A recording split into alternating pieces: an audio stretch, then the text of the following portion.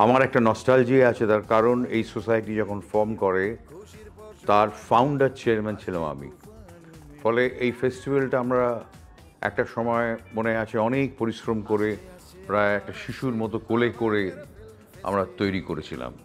এটা 30th ইয়ার। এখানে আমাদের ছবি তো আছেই, কম্পিটিশনের ছবি আছে।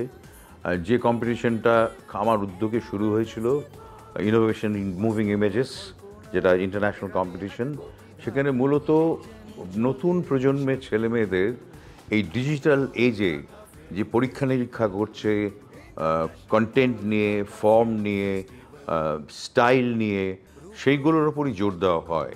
ইন্ডিয়ান কম্পিটিশন আছে, মানে ইন্ডিয়ান সমস্ত ভারতবর্ষে বিভিন্ন জায়গার ছবি সিলেক্ট করেছেন। বেঙ্গলি প্যানোরামা কম্পিটিশন আছে, যেটাতে আমাদের বাংলাতে এখানে নির্মিত বা বাংলা ভাষায় ছবির, তাছাড়া ওয়ার্ল্ড সিনেমার প্রচুর ছবি আছে, ভালো ছবি।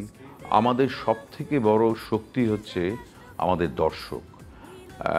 দর্শকের উৎসাহ, আমি বলবো অতি উৎসাহ, একেবারে এটা দেখার মতো। এবং আশা করি এই এক সপ্তাহ একটা অত্যন্ত গুরুত্বপূর্ণ চলচ্চিত্র উৎসবের মধ্যে দিয়ে মানুষ যেতে পারবে। Kolkata film festival.